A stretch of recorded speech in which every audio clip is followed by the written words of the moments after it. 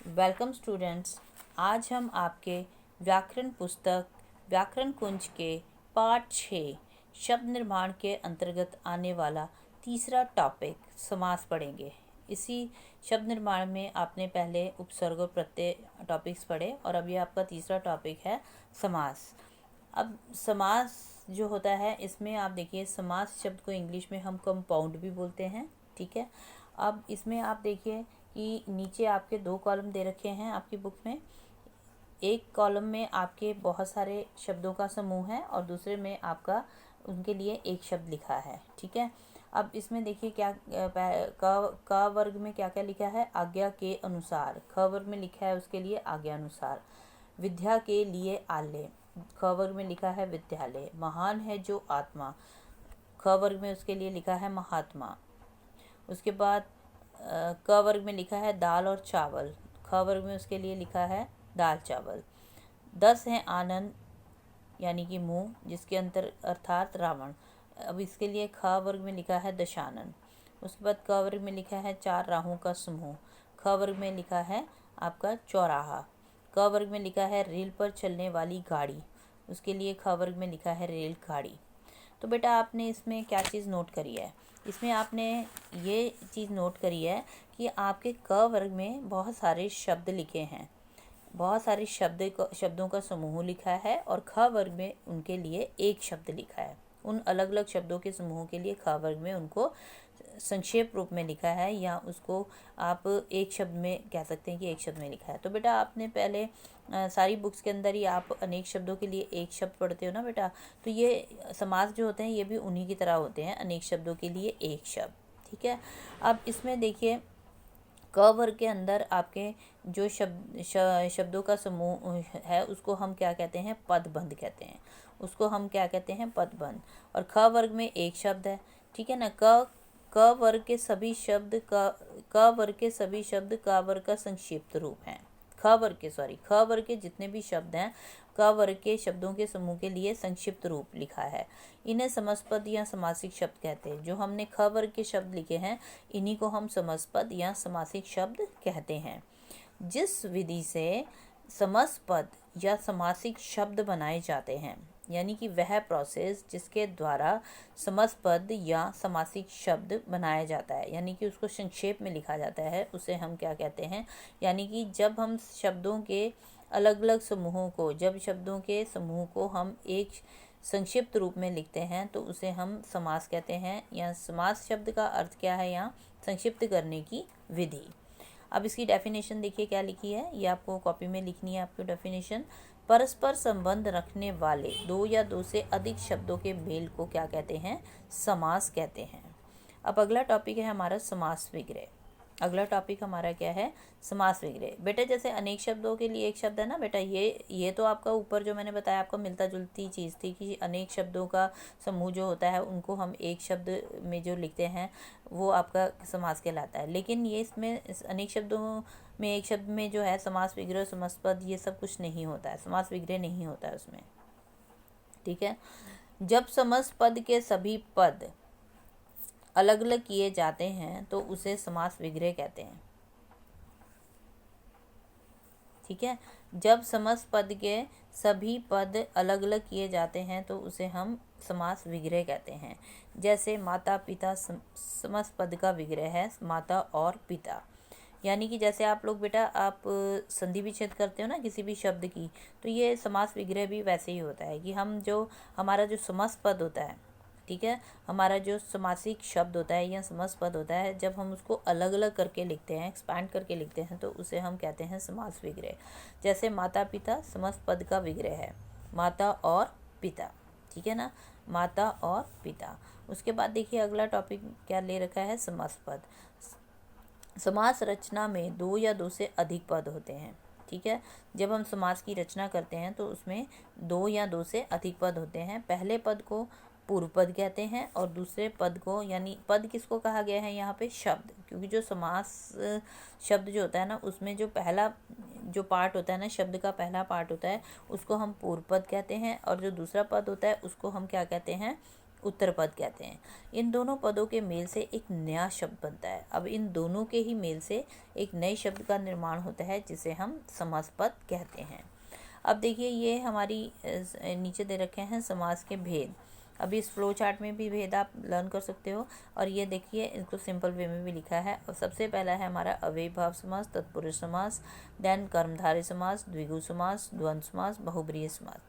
बेटा आपके सिलेबस में केवल आपके 3 ही आपके आने हैं, 4 आपके ये आने हैं समास के भेद। कौन कौन से आने हैं आपके समास के भेद? अव्ययीभाव समास, तत्पुरुष समास, द्विगु समास, और नेक्स्ट आपका है द्वंद्व समास। तो ये थी आपकी समास के 6 भेद। अब सबसे पहले हम पढ़ेंगे आपका अव्ययीभाव समास। अव्ययीभाव समास क्या बेटा, जैसा कि आप नाम से ही देख रहे हो कि जो अव्ययीभाव समास होता है, इसका जो पहला पद होता है वो क्या होता है? पहला पद जो होता है वो आपका अव्यय होता है, या तो कोई अव्यय शब्द होता है या वो कोई उपसर्ग होता है, ठीक है ना। तो इसमें आपने क्या देखा कि जो अव्ययीभाव समास के जो उदाहरण हैं, इसमें आप देखिए आजीवन। अब आ जो है ये आपका क्या है? ये आपका उपसर्ग है। प्रतिदिन, प्रतिदिन में भी आपने देखा पहला जो पूर्व पद है वो क्या है? अव्यय है। पूर्व पद क्या है? इसमें अव्यय है। यथाशक्ति, अब यथाशक्ति में यथा शब्द आपका पूर्व पद जो है वो आपका क्या है? वो आपका अव्यय शब्द है, यानी कि उसको हर हालत में हम चेंज नहीं करते हैं, ठीक है ना। अब अव्यय शब्द कौन से होते हैं? जिनके अंदर आप कोई भी विकार उत्पन्न नहीं कर सकते, चेंजेस नहीं कर सकते। तो यथा शब्द हर जगह ऐसे ही रहेगा। यथाशक्ति जो है इसमें पहला यथा पूर्व पद जो है ये आपका क्या है? अव्यय है। दूसरे में भर पेट, भर पेट में आपने देखा जो भर शब्द है ये भी आपका एक तरह से उपसर्ग ही है, इस अव्यय शब्द है। इन उप अव्यय के योग से संपूर्ण पद अव्यय या क्रिया विशेषण बन जाता है। तो यहाँ पे क्या लिखा है? इन सभी समस्त पदों में पहला पद आ, यथा, प्रति तथा भर ये सारे अव्यय हैं। इन अव्ययों के योग से संपूर्ण पद अव्यय या क्रिया विशेषण बन जाता है। तो इसकी डेफिनेशन देखिए आप क्या है?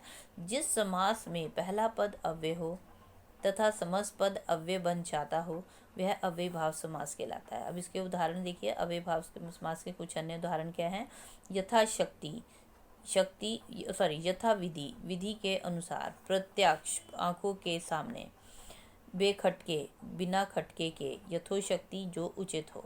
अब आपने देखिए बेखटका जो वर्ड है यहाँ पे आप देख रहे हैं जो बे है ये क्या लगा हुआ है? उपसर्ग लगा हुआ है, ठीक है ना। और प्रत्यक्ष में भी आपका जो प्र है ये आपका उपसर्ग लगा हुआ है। प्रति है ये, प्रति लगा हुआ है इसमें आपका उपसर्ग। तो इसमें आपको बस सिर्फ ये ध्यान है कि जब भी आपको कभी इसमें उदाहरण आएंगे तो आपने ये चेक करना है कि अगर उस शब्द के अंदर या उस समस्त पद के अंदर पहला जो आपका पूर्व पद जो है वो अव्यय है या उपसर्ग है तो वो आपका जो है अव्ययीभाव समास है। उसके बाद देखिए नेक्स्ट आता है हमारा तत्पुरुष समास। अब तत्पुरुष समास कि यहाँ पे देखिए कुछ उदाहरण देखिए पहले। राष्ट्रपति भवन, राष्ट्रपति का भवन, राजा का महल, राजमहल। अब इन उदाहरणों में आपने क्या देखा? इन उदाहरणों में आप देख रहे हैं कि बीच में आपके कारक के चिन्हों का प्रयोग किया है। तो इसमें बेटा आपको सिर्फ एक पहचान रखी है कि समासिक पदों का जिस समासिक पदों में जिस समस्त पद में आपको विग्रह करने पर आपका कारक चिन्ह आता है वो आपका तत्पुरुष समास कहलाता है। अब जैसे देखिए जेब खर्च, जब आपने इसका विग्रह किया तो जेब के लिए खर्च आपने लिखा, जेब के लिए खर्च। तो जब आप इसमें समस्त पद का विग्रह करते हैं तत्पुरुष समास में तो उसमें आपके बीच में आपके क्या लगे होते हैं? कारक के चिन्ह। अब इसमें आपको एक चीज़ ध्यान रखनी है कि आपने कारक के 8 भेद पढ़े थे। 8 भेद कौन कौन से पढ़े थे?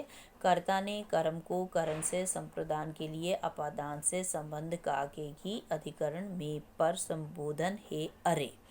ये आपने 8 कारक के भेद पढ़े थे।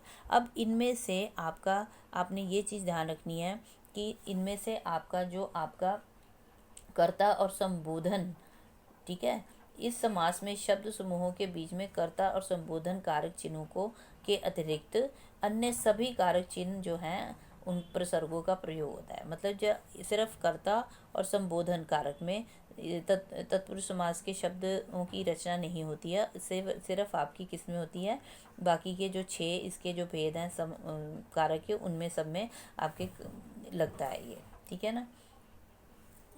अन्य सभी कारक चिन्हों का आपका प्रयोग किया जाता है, ठीक है, ये आपने ध्यान रखना है।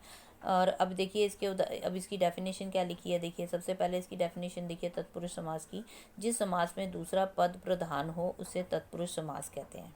इसमें क्या होता है कि आपका जो दूसरा पद जो होता है ना, जैसे जेब खर्च है, तो जेब खर्च में आपने क्या देखा कि जेब खर्च में जेब नहीं है, खर्च मुख्य है, ठीक है ना। उसके बाद अगला है हमारा अकाल पीड़ित। अकाल पीड़ित में अकाल की ओर संकेत नहीं है, बल्कि अकाल से पीड़ित की ओर संकेत है। तो यहाँ आपने देखा दूसरा पद प्रधान है। तो जिस समास में दूसरा पद प्रधान होता है उसे हम तत्पुरुष समास कहते हैं, ठीक है। नीचे देखिए क्या लिखा है। आपने ध्यान